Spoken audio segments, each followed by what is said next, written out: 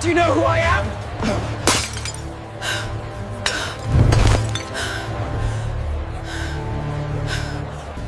I hope whatever's eating you alive was worth this. She should have died that night, not from the hands that tore her dress in front of 200 people, not from the humiliation captured on camera phones and uploaded before she reached the ground floor, but from what came after, from the man in the shadows who watched it happen, the man who'd been searching for her for 7 years, the man whose protection would cost her everything she thought she knew about survival. But I'm getting ahead of myself. Let me take you back to the moment everything changed, the moment a $50,000 bottle of champagne shattered, and with it, 3 lives that would never be the same. The music was too loud, the kind of loud that wasn't about enjoyment, but about demonstrating power, about forcing everyone to lean in close, to shout, to compete for space even in conversation. The laughter was too bright, sharp-edged with champagne and competition, and the people, Seoul's elite in their custom suits and designer dresses, moved through the diamond, sky lounge like they owned not just the space, but the air itself, the view, the entire glittering city, spread out 53 floors below. Tina Johnson moved through them like a shadow. Her flats were silent against the marble floor, the rubber soles worn so thin she could feel every cold tile through them. The dress, black, simple, bought from a second-hand shop in Itaewon and pressed so carefully that morning that the iron scorch mark on her palm still stung when she gripped her tray, hung on her frame like it was embarrassed to be there.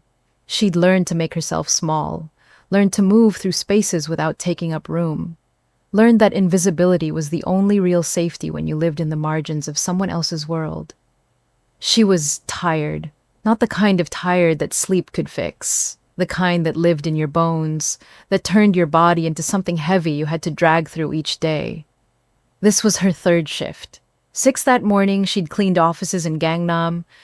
She'd cleaned. Invisible to the executives who stepped over her mop bucket without a glance, without even the basic acknowledgement that she was human. At noon, she'd worked a cafe in Itaewon, smiling through broken Korean at tourists who left coins as tips and thought they were being generous. Now, 11 at night, she was here, serving people who spent more on a single bottle of wine than she sent home to her mother in 3 months. Her mother. Stage 4. The thought of her made Tina's chest constrict, made breathing feel like work. The doctors in Atlanta had given her 2 years, maybe 3 with treatment. Treatment that cost more than Tina had ever seen in her life, more than most people in her neighborhood would see in a lifetime. So here she was, 27 years old, university degree unfinished, abandoned 3 months before graduation when her father died, and medical bills devoured everything. Journalism major, almost ready to change the world with her words. Almost. That word haunted her. Almost graduated. Almost had a future. Almost mattered. Now she served drinks to people who would never know her name, would never see her as more than part of the furniture, would never understand that she was drowning and they were standing on the shore watching. The tray in her hands held 6 crystal flutes of champagne. Each one probably cost more than her monthly rent. She'd learned to balance them perfectly. 6 months of practice turning her into someone who could navigate a crowded room without spilling a drop. She'd learned to smile at wandering hands, to swallow casual racism, to accept being called girl by men younger than her, to understand that survival meant silence. But tonight, the universe had different plans. She didn't see him at first. Damian Kang was surrounded by people, as men like him always were. 34 years old and already mythical. The youngest CEO in his company's 100-year history. Forbes' most eligible bachelor 3 years running. Heir to a business empire that stretched across Asia like a spider's web, sticky and inescapable. He sat in the center of the VIP section, his custom suit probably costing more than Tina made in a year, his face carved from the kind of privilege that mistakes beauty for virtue, that confuses wealth with worth. He was also completely, devastatingly drunk. Tina had seen drunk before. She'd grown up in neighborhoods where drunk was a survival strategy, where men drank to forget what poverty had stolen from them, where bottles were cheaper than therapy and more available than hope. But this was different. This was the drinking of someone who had everything and found it all worthless. The drinking of someone trying to drown something that wouldn't die. His eyes were glassy, movements loose and dangerous. His laugh was too loud, too empty, echoing across the rooftop like something broken pretending to be whole. He kept checking his phone, staring at a photo, a woman's face, beautiful and cold. Then, drinking more, as if he could drown whatever he was feeling. Tina should have taken a different route, should have trusted her instincts when they whispered warning, when her body tensed seeing Damian's dangerous looseness, his barely controlled rage at nothing and everything. But the floor manager was watching, and she was already on thin ice after requesting time off last week for her mother's video call with the oncologist, after asking for human consideration in a world that treated her as less than human. So she moved forward, navigating the maze of bodies and egos, her focus locked on delivering these drinks and surviving the next 2 hours until her shift ended and she could go home to the tiny room she shared with 2 other women, all of them stacked like boxes in a storage unit, all of them dreaming of something better while settling for survival. She didn't see the man who stepped backward into her path, didn't have time to react when his elbow connected with her tray, when physics and bad luck conspired to destroy her night, her life, everything. The champagne flutes tilted, suspended in air for one impossible moment, beautiful, almost graceful, light refracting through crystal and liquid like something you'd see in a movie, like art, like the universe's last moment of beauty before catastrophe. Then, gravity claimed them. The crash was spectacular. 6 glasses exploding against marble in a symphony of destruction that cut through music and conversation. Champagne spread like a golden river across the white floor, flowing toward custom Italian shoes, toward designer dresses, toward the invisible line between the help and the helped. But worse, so much worse. The main bottle, $50,000 worth of vintage Dom Perignon, commissioned specifically for tonight's celebration, purchased from a private collector in France who had exactly 3 bottles left in the world. It arced through the air in a perfect trajectory that some malicious god must have, calculated and landed directly on Damian Kang's glass table. Shattered, erupted, champagne and crystal fragments detonating like a bomb, soaking his suit, his phone, his paperwork, everything. The explosion reached his face, his carefully styled hair, the image he maintained at all costs. The rooftop went silent. 150 conversations died mid-sentence. Even the music seemed to lower, as if the universe itself was holding its breath. The DJ's hand actually moved away from the controls. Waiters froze. The bartender stopped mid-pour. Time crystallized around disaster. Tina's heart stopped. Just stopped. A full second where her body forgot how to function, because her brain was too busy calculating disaster. She knew what this meant. She'd be fired. Immediately. No questions, no explanations. Just gone.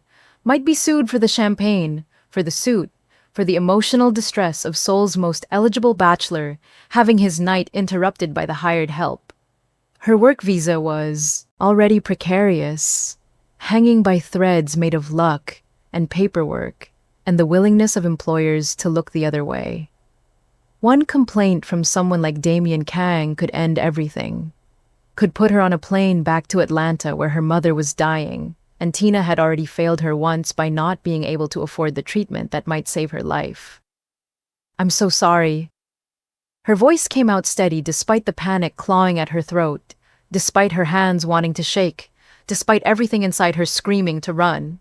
"I'm so sorry. Please, let me clean this up. I'll pay for it. She never finished the sentence. Damian stood up, champagne dripping from his designer suit like he'd been baptized in it, in waste, in his own excess coming back to humiliate him. his eyes focused on her with the dangerous intensity of someone barely holding on to control, of rage that had been building for months, for years, finally finding a target that couldn't fight back. She saw it then. The rage. Not the hot kind that burns itself out quickly. The cold, entitled fury of a man who'd been taught the world owed him perfection. That inconvenience was a personal attack. That people like Tina existed solely to serve people like him. And any failure in that service deserved punishment. "Do you have any idea what you've just done?" His words were slurred, but somehow more frightening for it. Violence made liquid and unpredictable. "Any idea what that cost?" "Sir, I apologize. It was an accident. Someone stepped back and I don't care about excuses." He moved closer, and Tina instinctively stepped back, her body remembering every moment in her life when a man's anger had turned into something worse. When rage became violence, became just another story women told each other in whispers. "Do you know who I am?" Around them, the crowd had formed a circle. Not to help, not to intervene, just to watch. Phones came out, some recording, most just watching with a detached fascination people reserve for car accidents and public humiliation. No one stepped forward. No one said a word. These were people who'd built empires on the backs of others, who understood power and hierarchy instinctively, who knew that in this moment they were witnessing the system working exactly as designed. "Yes, sir, Mr. Kang, I'm truly sorry. Please, just tell me how to make this right." Damian swayed slightly, his hand reaching out. Tina thought he was steadying himself. She was wrong, so wrong. His fingers caught the fabric of her dress at the shoulder. She felt the moment of resistance, the seam trying to hold, the $20 secondhand dress she'd carefully pressed that morning, putting up a fight it couldn't win. Then the sickening sound of tearing cloth. Loud, obscene in the silence. He pulled. Whether intentionally or not, she'd never know. Whether the alcohol made him clumsy or cruel or both, and the dress ripped from shoulder to waist, exposing her bra, her skin, her humanity to a room full of strangers, with cameras and cruelty, and not 1 ounce of courage to say this was wrong. Time fractured, broke apart into something that moved too slow and too fast simultaneously. Tina stood there, frozen, her arms instinctively crossing over her chest, the torn fabric hanging loose like evidence, like accusation, like everything she'd feared about being vulnerable in a country that didn't want her, in a world that saw her as disposable. She heard gasps, heard someone laugh, actually laugh, as if her humiliation was entertainment, as if her pain was funny. Heard the rapid-fire click of phone cameras capturing her degradation in high definition, turning the worst moment of her life into content, into gossip, into tomorrow's entertainment. She should have screamed, should have cried, should have done any of the things society expected from a woman in this moment, from a victim, from someone who just had their dignity stripped away as literally as their clothing. Instead, she felt something else rise up inside her, something that had been building through every double shift, every condescending comment, every time someone had treated her as less than human, every moment she'd swallowed rage because survival demanded it. Her hands slowly lowered from her chest. She stood straighter, taller, letting them see her, refusing to be ashamed of her body, her poverty, her existence. She grabbed a tablecloth from the nearest table and wrapped it around herself with a dignity that made the silence deepen into something uncomfortable, something that almost felt like collective shame. Then she looked at Damian Kang. Really looked at him, saw the confusion starting to penetrate his drunken haze, the first flicker of realization about what he'd done, about who was watching, about how this would look when he sobered up. She saw a man drowning in his own life, lashing out because he could, because no one had ever told him no, because his pain somehow entitled him to create more pain in the world. "I hope whatever's eating you alive," she said, her voice carrying across the silent rooftop with the clarity of truth spoken to power. was worth this. She turned and walked toward the exit. Every step was agony. Every eye on her felt like a physical weight, pressing down, trying to break her, trying to make her small again. Her legs shook. Her breath came in shallow gasps that she had to consciously control to keep from becoming sobs. But she kept walking, kept her head up, kept moving forward because stopping would mean breaking, and she refused to give them that satisfaction, refused to let them see her shatter. She made it to the service elevator, made it inside, made it until the doors closed and she was alone. Only then did she allow herself to slide down the wall, the tablecloth clutched around her like armor that had failed its purpose, her body shaking with shock and rage and the horrible understanding that her life had just changed in ways she couldn't yet comprehend. The video was uploaded before she reached the ground floor, posted to multiple platforms simultaneously, shared and reshared, spreading like wildfire through Seoul's social networks. By the time she walked out into the night, it had been viewed 40,000 times. By morning, it would be everywhere. Millions of views, thousands of comments. Her worst moment turned into the world's entertainment. But in that moment, stepping out into air that smelled of rain and exhaust and the particular loneliness of big cities at night, Tina Johnson didn't know she'd just become the most famous waitress in South Korea. She didn't know that two men's lives would collide over what happened to her tonight. She didn't know that the worst moment of her life was about to become the beginning of something that would change everything. For her, for Seoul, for the systems that protected some people and destroyed others. She just knew she needed to get home, needed to figure out how to survive tomorrow, needed to call her mother and lie about how well things were going. Because the truth, her mother couldn't afford to hear. The truth was too heavy for a woman already carrying cancer through her body like stones. The rain started as she waited for the bus, because of course it did.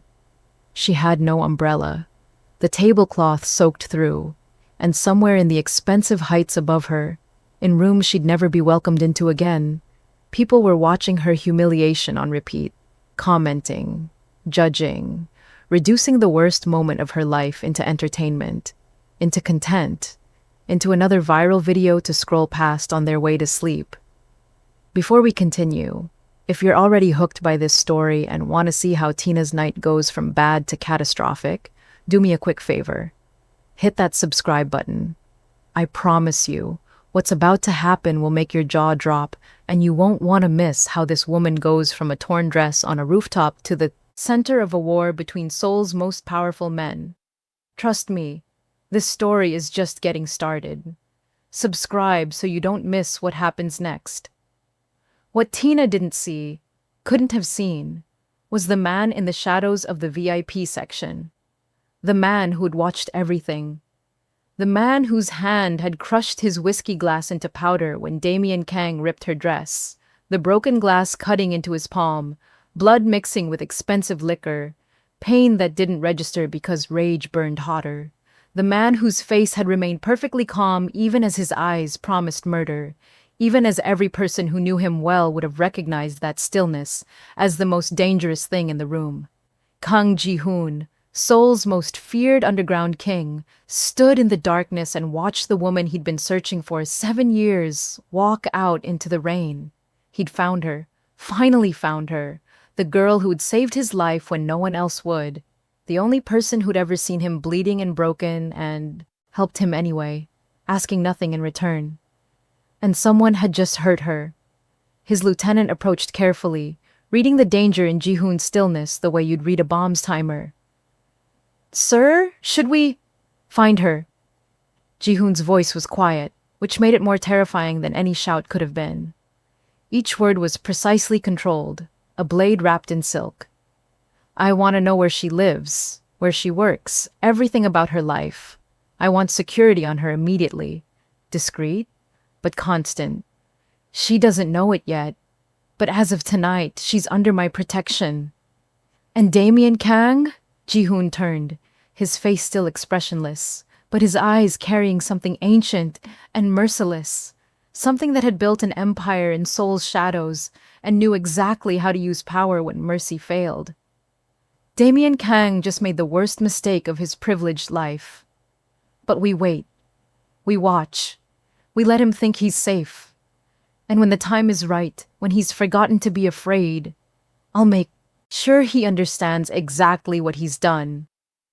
He walked toward the exit, his movements controlled, purposeful, every person in the VIP section instinctively moving out of his way without consciously realizing they were doing it. Behind him, the party continued, the elite of Seoul already moving on to their next entertainment, already forgetting the woman in the torn dress. They didn't understand yet that tonight's incident was a spark, and sparks, in the right conditions, when they land on the right fuel, start fires that burn everything down. The rain fell harder. Somewhere in the city, Tina Johnson cried on a bus, surrounded by strangers who pretended not to see, their phones showing them the video of her humiliation, while she sat 3 feet away, invisible again. Somewhere else, Damian Kang stared at his phone, watching a video of himself destroying a woman's dignity, and felt the first cold touch of horror penetrate his alcoholic haze, and in between them, Ji-hoon made phone calls, set plans in motion, and prepared for war. Because in his world, debts were always paid. Loyalty was everything, and the girl who'd saved him 7 years ago had just been hurt on his watch. That was unacceptable. That would have consequences. The night deepened. The city slept. And 3 lives, about to collide in ways none of them could predict, moved toward a dawn that would change everything.